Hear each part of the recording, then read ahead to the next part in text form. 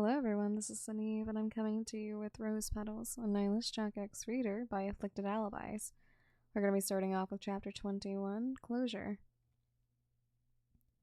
Jeff managed to leap out of the way, despite how much faster Jack was than him, as if he were expecting the lunge. The scarred man lashed out with his knife, but Jack dodged it with ease and flew at him again, landing a blow on the side of his face. Jeff stumbled, but quickly recovered in time to avoid the next blow, then swiping out with his leg to knock Jack's out from underneath him. Jack was too quick, however, taking Jeff up by his hoodie with one hand before whirling and slamming him against the wall hard enough to knock the breath out of him. Knife raised, Jeff went to stab him in the back, but Jack was faster, snatching up Jeff's arm mid-swing and ripping it out of its socket with strength that could have only been from a starving thing inside of him. Jeff cried out, the knife slipping from his hand. Jack twisted him around with his arm before he threw him forward with enough force to nearly send him to the floor. Jeff stumbled, catching himself on the back of the couch with his good arm. He whirled around to face the demon, who was already on top of him. He swung a fist, but Jack blocked it and effortlessly slammed him into the floor. Jack lunged at him to pin him there, but Jeff rolled out of the way just in time. And you moved back to avoid getting caught up between them. Jack then lashed out, swiping at the bottom of Jeff's hoodie. Frantically, Jeff flailed on the floor, crawling and kicking to get away as Jack yanked at Jeff to pull him back. It was only then, as Jeff writhed toward you, that you noticed the fear in his eyes. Jack finally managed to pull himself up on top of Jeff, slowly crawling onto him and crushing him into the floor on his stomach. Jack hunched over him, fingers gnarled into Jeff's shoulders and his head lowered, snarling. I get it, fine, Jeff exclaimed, his breath frantic, as if he knew exactly what it would be next. Fuck, I won't hit them again. Oh, Jeff. You stepped closer, the man's attention shot up to you. This is much more than some stupid punch to the face. His face twisted and he began to writhe harder. What? He asked, a strange mixture of bewilderment and panic in his voice. What the fuck does that mean? Confess, Jack seethed over him. You tried to kill them. I didn't do shit. Jack unsheathed his knife, yanking Jeff's head up by his singed hair and cradling his throat with the edge of the blade. You sent that article to my friend and had Nico freak out on us, didn't you? You yelled, hot with anger. Jeff growled in annoyance. Jesus fucking, yeah, okay, fine, yeah, sure, I did that. He lowered down, eyes blazing with intensity. How? Why? Jeff's eyes moved back to Jack. You remember that burner phone you stole, right? Jack hesitated. The one from the creep at the party? Yeah, that's what I used. Happy? No, you snapped. How did you get Vi's number? Jeff grumbled, impatient, frustrated curses underneath his breath. Whilst Jack over here was spending most of his precious fucking time fawning over you, I had plenty of time to do my own digging. His voice lowered into a mutter as he depressingly added, Your friends are awfully terrible at keeping the private things private. Your hands balled into fists. You son of a bitch. Jack retracted his knife from Jeff's throat, having the sense of what he intended to do next. He tossed Jack the rope, and he was quick to bind the man's wrists together behind his back. You piece of shit, Jeff muttered uselessly as Jack finished, his breathing heavy. Jack gripped the hand belonging to the dislocated arm. Ungrateful, petty, sorry ass. He broke out into a pained cry as Jack bent some of his fingers into an unnatural angle, essentially breaking them. He stepped back, ready to continue watching the show, only hoping that all of the commotion would not wake Liam. Jack tore into the man, slicing him up and down with his knife. At first, Jeff would not cease his struggles to escape, to kick Jack away, but it only made things worse. The demon cut deep and kicked and punched ruthlessly, but was careful to make sure nothing he was doing would kill him or render him useless. By the time Jack was finished, he stood over him, panting, bloody knife in hand, and Jeff lay quiet and motionless on the floor in a puddle of blood. I'll get the first aid, he said, remembering that Jeff had previously taken it from your truck. You then remember the roses, too, and glanced at the tortured man with a small frown. As satisfying as it was to watch him squirm and cry in pain after all he's done, you couldn't help but worry about what came after all of this. He returned with the kit a few moments later, seeing Jeff still barely conscious, his breath shallow. Jack was crouched over him, having since settled down. You handed the kit to him and let him do his work. I suppose you both will have to go look for more medical supplies soon, he sighed, noticing how little there was left in the kit. What was left would have sufficed for Jeff for now. Wish I wouldn't have had to leave my own stuff behind that old hideout, Jack said, focusing on tending to the beaten man below. Having no response, your eyes fell to the said man. He had said nothing, having since fallen quiet close to the end of the torture session. He lay still on the floor, but the more you stared, you began to notice his face shifting, the anger rooted deep inside of him slowly beginning to sprout and bloom again through all of the pain and exhaustion. A part of you enjoyed it, seeing him so helplessly miserable. He deserved it, for kidnapping you, for scaring you with Jack, for trying to separate you from him, and for turning one of your best friends, Nico, against you, and nearly getting you killed through it, for threatening you and your brother.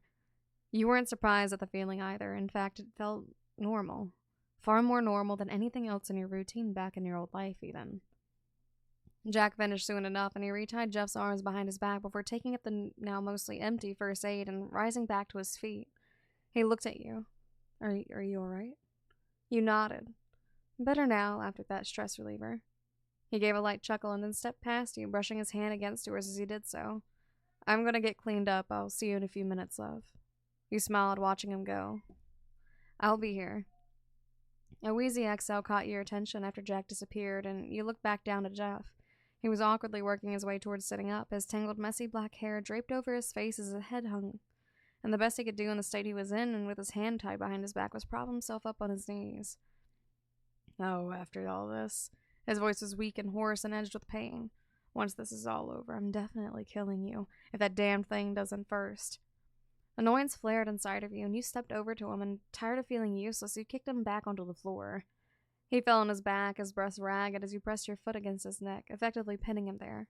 Oh, really? He said through grit teeth. And what if we just decide to use you as bait for it instead, huh? You fucking wouldn't. He strained beneath you. You pressed your foot down harder, though not enough to suffocate him. As tempting as it was, you want to bet, after what happened tonight? Jeff said nothing, only glaring up at you in disgust. What was Nico really supposed to do that night, you suddenly asked. He struggled to get his words out. Scare you off. Scare Jack from you. The fuck else. You already know I couldn't have killed you without messing shit up. But it's different now? He let out a wheezy laugh. Oh, it's completely different now, sweetheart. At the sound of the name, he grimaced and kicked his jaw. He grit his teeth in pain, shifting where he lay on the floor. You know, Jeff, you wouldn't be so alone if you just learned to not be such a piece of shit, you spat.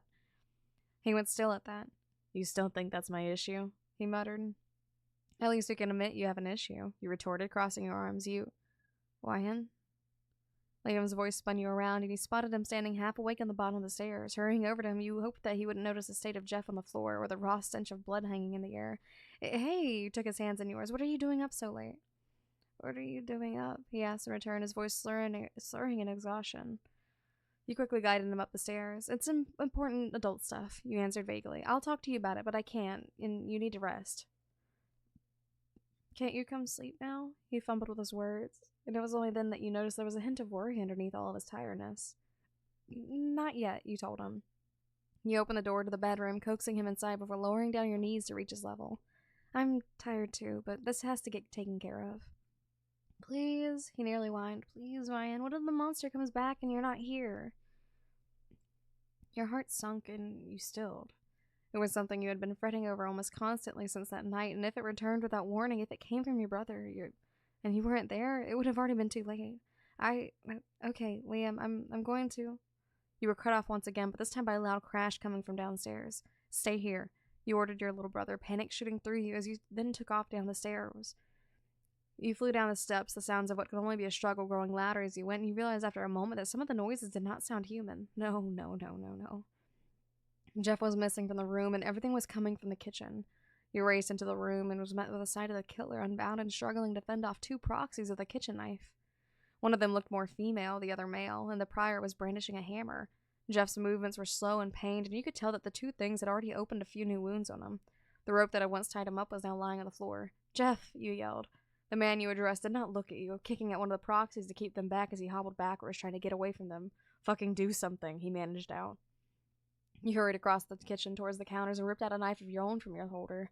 Your nerves spiked with terror as you came at them from behind. Jeff stumbled, nearly falling over, and as he raised your knife to stab one of them, it whipped around to face you. Your blood froze over, stopping you in place. No. He let out an angry screech through all the rotten decay, the gunk and the gray, despite your childhood memories of his face slowly blurring over the years. Even with family photos, you recognized him as if you had only seen him yesterday. Standing before you was the oily, blackened gaze of your father, his features decrepit and ruined after being turned into a mindless slave. The other one twisted to look at you, a burbling growl emitting from it, and you were legs weakened at the sight of your own mother. Had the monster set them on their own purpose? Had it known they were your parents? Had it remembered ripping a mother and father from 3 innocent children that night? Had it known one of them was you? Your mind was blank. Tears blurred your vision. The grip on the knife was nearly not one at all. The remains of your father lunged at you, pinning you to the floor, and small black bits of something slipped from his mouth onto you as he roared at you. Deep down, you knew what you had to do. You knew that the grave back at home would remain forever empty now. You knew they weren't anything anymore but a rotten shell of the people who you cherished and could never forget over the years. That they were no longer your parents, but still all you could see was your father. Pain shot through you as his overgrown nails ripped into your flesh, though your only response was a delayed wince. You threw one of your knife in your hand. It was a struggle to raise it in the air when your bones were gelatin. I'm so sorry, you thought. Your father went down to bite down on your throat, and you drove the blade into the side of his head, interrupting his attack with internal silence. His body went limp against you, and the world spun. Sounds of fighting emanated from Jeff and your mother still, and though it were a little more distant than they should be, a sob, or so that's what it felt like, racked its way out of you. Jeff hit the floor in the corner of your blurry vision, and that was the only thing that motivated you to move. Your entire body was grief-stricken mush, rendering your actions shaky and uncoordinated, but you peeled your father off of you. Jeff was covered in splatters of red and black and looked just as weak as you felt. The man struggled against your mother in a series of flailing limbs and weapons, and you didn't know if you could do it again. Urgent footsteps pounded into the room just as you forced yourself to once again raise your knife. Jack ripped your brother off of Jeff effortlessly, moving at speeds you knew only from his inhuman side, and threw her to the floor. Her angry cry was cut off by his boot smashing her head, and you were too paralyzed to look away. She aimlessly swung at him with the hammer, her brain most likely as decayed as her exterior. He caught her arm, and what followed was a sound of muscles and tendons splintering and the wet snap of bone as he ripped her arm off with ease. Your hand covered your mouth, and he stomped on her again, then again and again. She cried like she had the night she was taken in the woods, like the night you and Iris and Liam were left all alone. She twitched as her head caved in under the stomping, and she was still in the last blow, black blood pooling on the floor. You were nothing but trembles and heartache, the room falling into gory silence. The smell of decay and blood burned your nose, and Jeff was unconscious on the floor. Jack spun around to you, throwing his arms around your fatigued form with enough force to send you stumbling back. He pressed you into him, smothering you with his relief that he had gotten there in time. Your face was buried into the crook of his neck by his hand at the back of your head, and your knife slipped from your hand and clattered onto the kitchen tiles as you meekly brought your own arms around him, thankful for the warmth of his presence. Are you okay? He asked through slight pants. You opened your mouth to answer, but all that came out was a pathetic cry. Your face burned as you were sickened with terror, your clammy hands clinging to him, desperate for comfort. Your voice strained and squeaked as much as you wanted it not to. They were... He lifted your head from his shoulder, adjusting his hold on you. What? He prompted gently. You wanted that voice to carry you out of that room and into a brighter, better world. And perhaps it could if you closed your eyes and drifted away in his arms, but the smell of death and the sensation of tears rolling down your face kept you grounded. You swallowed the lump in your throat. They were my parents. You finally mustered out, though it was barely above a whisper. Jack looked away. Shit. He swore under his breath, and then bringing you in for another embrace. Why, and I'm so sorry. I'm so sorry. You wanted to say something more. You wanted to talk to him, talk the night away, talk all the pain away. You wanted so many things still. You shook still. You felt helpless. They were dead, gone, right in front of you, and they had come back to haunt you one last time, all thanks to that thing. One of the many things you wanted was for this to just be all over already. As if Jack could read your mind, that his next words brought you further back into what was going on around you. Sorry, they found us, it's getting closer, it'll be on us in no time. But we'll worry about that tomorrow, okay? He said to you as kindly as you've ever heard him sound before. For now, I'm going to clean you up, clean all of us up, and then we're going to spend the night with your brother winding down and getting a good night's sleep, okay? You could only nod against him, and from there it was nothing but promises as he led you out of the kitchen and toward the bathroom. Promises he'll keep you closer, promises he'll clean up the mess in the kitchen and that you won't have to worry about it. Promises he'll tie Jeff back up, good enough to make sure he can't break out of them next time. Promises that you and him don't have to worry about what to do next until tomorrow morning. Promises that tonight, and after handling everything tomorrow morning, it would just be you and him and nothing else. And after everything, that was all you could ask for. That is the end of that chapter. Hopefully I'll be able to get more videos out, and I will see you guys next time. Bye-bye.